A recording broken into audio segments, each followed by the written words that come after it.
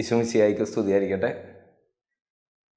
ഇന്ന് നമ്മൾ പ്രധാനമായിട്ടും ധ്യാനിക്കുന്നത് ഈശോ പ്രാർത്ഥനയെക്കുറിച്ച് നമുക്ക് പറഞ്ഞു തരുന്ന ഉപമയാണ്. ചുങ്കക്കാരൻ്റെയും ഫരിസേയൻ്റെയും ഉപമ. വിശുദ്ധ ലൂക്കായുടെ സുവിശേഷം 18-ാം അധ്യായത്തിലാണ് പ്രാർത്ഥനയുടെ രണ്ട് വ്യക്തികളെ നമുക്ക് ഈശോ പരിചയപ്പെടുത്തി തരിക. രണ്ടുപേരും പ്രാർത്ഥിക്കാനായിട്ട് ദേവാലയത്തിലേക്ക് പോയി. ചുങ്കക്കാരൻ ദൂരെ മാറി നിന്ന് കർത്താവിൻ്റെ മുഖത്തേക്ക് നോക്കാൻ പോലും ധൈര്യപ്പെടാതെ മാറത്തടിച്ചുകൊണ്ട് തൻ്റെ പാപങ്ങളെ പ്രതി വിലപിച്ചുകൊണ്ടിരിക്കും. ഫരിസേയനാകട്ടെ കുറെ കൂടെ ദൈവത്തോട് അടുത്ത് നിന്നുകൊണ്ട് കർത്താവിൻ്റെ മുഖത്ത് നോക്കി താൻ ചെയ്തിട്ടുള്ള കാര്യങ്ങളെപ്പറ്റി എണ്ണി പറഞ്ഞുകൊണ്ടിരിക്കണം. എന്നിട്ട് ഈശോ ഈ ഉപമ അവസാനിപ്പിക്കുമ്പോൾ നമുക്കൊരു കൃത്യമായിട്ടുള്ളൊരു ഓർമ്മപ്പെടുത്തൽ നൽകുന്നുണ്ട്. കൂടുതൽ നീതീകരിക്കപ്പെട്ടവനായി ഈ ചുങ്കക്കാരൻ തൻ്റെ വീട്ടിലേക്ക് പോയി. പ്രിയപ്പെട്ടവരെ, നമ്മൾ പ്രാർത്ഥിക്കാനായിട്ട് ദേവാലയത്തിലേക്ക് വരുന്നിടം മുതലുള്ള കാര്യങ്ങൾ ഈശോ ഈ പ്രാർത്ഥനയുടെ ഉപമയിൽ നമുക്ക് കൃത്യമായിട്ട് വേർതിരിച്ച് തരുന്നുണ്ട്. പ്രാർത്ഥിക്കാനായിട്ട് നിങ്ങൾ ദേവാലയത്തിലേക്ക് വരുമ്പോൾ എങ്ങനെയാണ് ദേവാലയത്തിലേക്ക് പ്രവേശിക്കുന്നത്? ഞാൻ ദൈവത്തിൻ്റെ ഭവനത്തിലേക്ക്, ദൈവത്തിൻ്റെ ആലയത്തിലേക്ക് പ്രവേശിക്കുമ്പോൾ എനിക്ക് എങ്ങനെയാണ് എൻ്റെ കഴിവുകളെ പ്രതി, എൻ്റെ മേന്മയെ പ്രതി തല ഉയർത്തി കടന്നു വരാനായിട്ട് കഴിയുക?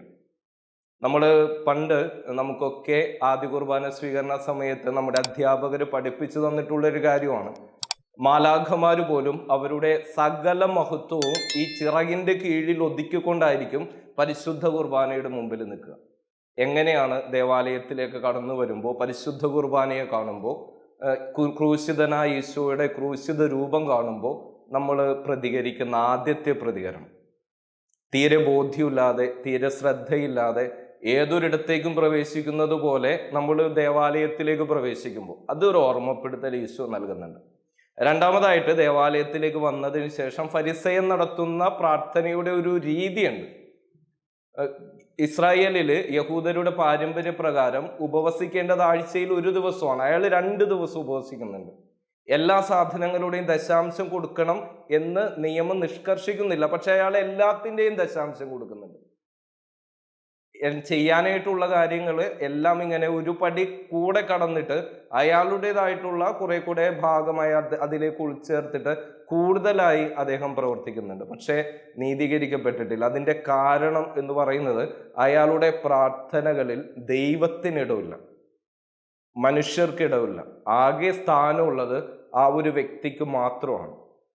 വന്ന് പ്രാർത്ഥിക്കുന്ന ഫരിസേയനല്ലാതെ മറ്റാർക്കും അയാളുടെ പ്രാർത്ഥനയിൽ ഇടമില്ല എന്ന് കൃത്യമായിട്ട് ഈ ഉപമയിലൂടെ നമുക്ക് പറഞ്ഞു തരുന്നുണ്ട്.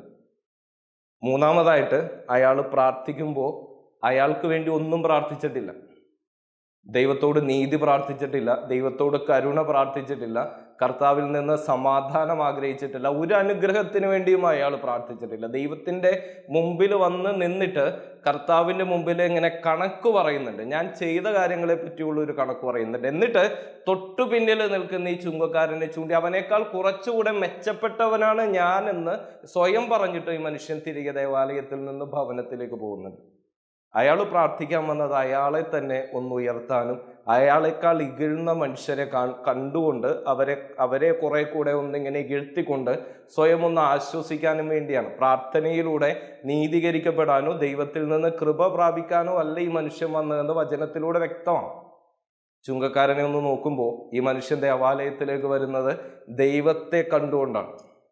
ഇത് ദൈവത്തിൻ്റെ ആലയമാണെന്നുള്ള കൃത്യമായിട്ടുള്ള ബോധ്യത്തോടെയാണ് ഈ ചുങ്കക്കാരൻ ഈ ദേവാലയത്തിലേക്ക് വരുന്നത്. അതുകൊണ്ടാണ് അയാളിങ്ങനെ ദൈവത്തിൻ്റെ സാന്നിധ്യമുണ്ടെന്ന് ബോധ്യമുള്ളിടത്ത് നിന്ന് ഒരുപാട് ദൂരെ മാറി നിന്ന് തല ഉയർത്തി നോക്കാൻ പോലും ധൈര്യപ്പെടാതെ തലകുനിച്ച് തൻ്റെ പാപത്തെ പ്രതി, ദൈവത്തിൻ്റെ മഹത്വത്തെ പ്രതി, നീതിയെ പ്രതി ഇങ്ങനെ ദൈവത്തെ നോക്കാൻ പോലും ധൈര്യമില്ലാതെ ഈ മനുഷ്യനിങ്ങനെ തലകുനിച്ച് നിൽക്കുന്നത് ദൈവത്തിൻ്റെ ആലയത്തിൽ ദൈവത്തിൻ്റെ സാന്നിധ്യത്തിലാണ് താൻ എന്നുള്ള ഒരു ഉറപ്പ് ആ മനുഷ്യനുള്ളത് കൊണ്ടാണ്.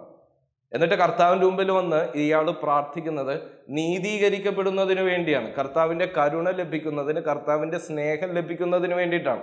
ഈശോ വചനത്തിലൂടെ നമുക്ക് വ്യക്തമാക്കി തരുന്നുണ്ട് ഈ മനുഷ്യൻ നീതീകരിക്കപ്പെട്ടവനായിട്ടാണ് അയാളുടെ വീട്ടിലേക്ക് മടങ്ങിപ്പോയിട്ടുള്ളത്. പ്രിയപ്പെട്ടവരെ, പ്രാർത്ഥിക്കാനായിട്ട് വരുന്ന 2 മനുഷ്യർ അവർ നമ്മുടെ മുമ്പിൽ കൃത്യമായിട്ട് നൽകുന്ന ഒരു ദൃഷ്ടാന്തം.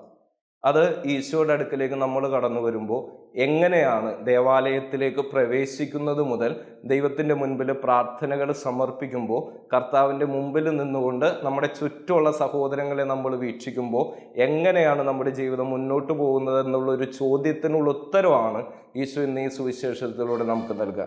ഈ ഉപമ കർത്താവ് പറയുന്നതിൻ്റെ ഉദ്ദേശം ഉപമയുടെ ആദ്യമേ തന്നെ കൃത്യമായിട്ട് രേഖപ്പെടുത്തിയിട്ടുണ്ട്. തങ്ങളെ തന്നെ നീതീകരിക്കുന്ന ഈ ഫരിസേയർക്ക് വേണ്ടി, ഇങ്ങനെ സ്വയം കഴിവിൽ ആശ്രയിക്കുന്ന ഫരിസേയർക്ക് വേണ്ടിയിട്ടാണ് കർത്താവ് ഈ ഒരു ഉപമ അരുൾ ചെയ്തുകൊണ്ടിരിക്കുക. പ്രിയപ്പെട്ട മാതാപിതാക്കളെ, സഹോദരങ്ങളെ, കർത്താവിൻ്റെ മുമ്പിൽ നമ്മൾ ഇന്ന് ഈ ഒരു ഉപമ വായിച്ച് കേൾക്കുമ്പോൾ ദിവ്യകാരുണ്യനാഥൻ്റെ മുൻപിലിരുന്ന് കർത്താവിൻ്റെ ഈ വചനം നമ്മൾ ധ്യാനിക്കുമ്പോൾ നമ്മുടെ ആയിരിക്കുന്ന ഇടങ്ങളിൽ നിന്ന് ഈ വചനത്തെ പറ്റി നമ്മൾ നമ്മുടെ ജീവിതവുമായിട്ട് ചേർത്ത് വെച്ച് ചിന്തിക്കുമ്പോൾ കൃത്യമായിട്ട് കർത്താവ് നമുക്ക് നൽകുന്ന ഒരു ബോധ്യം എന്ന് പറയുന്നത്, നീതീകരിക്കപ്പെടുക എന്ന് പറയുന്നത്, രക്ഷിക്കപ്പെടുക എന്ന് പറയുന്നത് നമ്മുടെ കഴിവിലല്ല, നമ്മൾ ചെയ്തുകൊണ്ടിരിക്കുന്ന നന്മകളുടെ ബാഹുല്യത്തിലല്ല, കർത്താവിൻ്റെ അനന്തമായ കരുണയിൽ മാത്രം ആശ്രയിച്ച് നമുക്ക് ലഭിക്കുന്ന ഒരു വലിയ അനുഗ്രഹമാണ്. പ്രിയപ്പെട്ടവർ, എപ്പോഴും ഈ ഒരു ഉപമ വായിക്കുമ്പോൾ ഉള്ളിലിങ്ങനെ ഉയർന്നു വരുന്നൊരു ചോദ്യമാണ്, ഫരിസേയൻ നിൽക്കുന്നത് ദൈവത്തിൻ്റെ സാന്നിധ്യത്തിൽ നിന്ന് ഒരുപാട് അടുത്താണ്, ചുങ്കക്കാരൻ നിൽക്കുന്നത് ദൈവ സാന്നിധ്യത്തിൽ നിന്ന് ഒരുപാട് ദൂരെയാണ്. നമ്മുടെ ദേവാലയത്തിൻ്റെ ആ ഒരു സ്ട്രക്ചർ വെച്ച് നോക്കുമ്പോൾ പരിശുദ്ധ കുർബാന എഴുന്നള്ളിച്ച് വെക്കുന്ന ആ ഒരു അൾത്താരയോട് ചേർന്ന് ഫരിസേയൻ നിൽക്കുകയും എല്ലാവരും കയറി വരുന്ന ആനവാതിലോട് ചേർന്ന് ചുങ്കക്കാരൻ നിൽക്കുകയും ചെയ്യുന്നുണ്ട്. ഈ ചുങ്കക്കാരനാണ് ഫരിസേയനെ കാണാനായിട്ട് സാധ്യത കൂടുതൽ.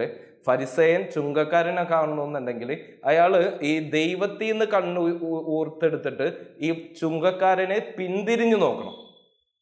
നമ്മൾ കാണുന്നുണ്ട്, ഒരിക്കലും ചുങ്കക്കാരൻ്റെ പ്രാർത്ഥനയിൽ അയാളുടെ ആ ഒരു കർത്താവിൻ്റെ മുമ്പിലുള്ള നിൽപ്പിൽ ഫരിസേയൻ കടന്നു വന്നിട്ടില്ല. പക്ഷേ ഫരിസേയൻ്റെ പ്രാർത്ഥനയിലും അയാൾ ദൈവത്തിൻ്റെ മുമ്പിൽ നിൽക്കുമ്പോഴും ചുങ്കക്കാരൻ അയാളുടെ പ്രാർത്ഥനകളിലേക്ക്, വാക്കുകളിലേക്ക് കടന്നു വരുന്നുണ്ട്. ഈ മനുഷ്യൻ ദേവാലയത്തിലേക്ക് കയറി വന്ന് നിന്ന് നോക്കിക്കൊണ്ടിരുന്നത് മുഴുവനും ഇയാളേക്കാൾ ഇകഴ്ന്ന മനുഷ്യരെയാണ്. എന്നാൽ ഈ ചുങ്കക്കാരൻ നോക്കിയത് ദൈവത്തെയാണ്, ദൈവത്തിൻ്റെ സ്നേഹത്തിലേക്കാണ്, കരുണയിലേക്കാണ്, നീതിയിലേക്കാണ്. ചുങ്കക്കാരൻ നോക്കി അയാൾ അതിൽ നിന്ന് കൃപ പ്രാപിച്ച് നീതീകരിക്കപ്പെട്ടവനായിട്ട് പോയി. ഫരിസേയൻ നോക്കിയത് ചുങ്കക്കാരനെയാണ്, അവനേക്കാൾ കുറെ കൂടെ മെച്ചപ്പെട്ട മനുഷ്യനാണെന്ന മിഥ്യാബോധ്യത്തിൽ അയാൾ തിരിച്ചുപോയി. പക്ഷേ പ്രാർത്ഥനയിൽ ആ മനുഷ്യൻ നീതീകരിക്കപ്പെട്ടിട്ടില്ല. പ്രിയപ്പെട്ടവരെ, നീതീകരിക്കപ്പെടുന്ന പ്രാർത്ഥന, ദൈവം കേൾക്കാൻ ആഗ്രഹിക്കുന്ന പ്രാർത്ഥന നമ്മുടെയൊക്കെ ദേവാലയങ്ങളിൽ, നമ്മുടെയൊക്കെ അധരങ്ങളിൽ നിന്ന് ഉയരാൻ തമ്പുരാൻ എല്ലാവരെയും അനുഗ്രഹിക്കട്ടെ എന്ന് പരസ്പരം പ്രാർത്ഥിക്കാം. ഈശോ മിശിഹായ്ക്ക് സ്തുതിയായിരിക്കട്ടെ.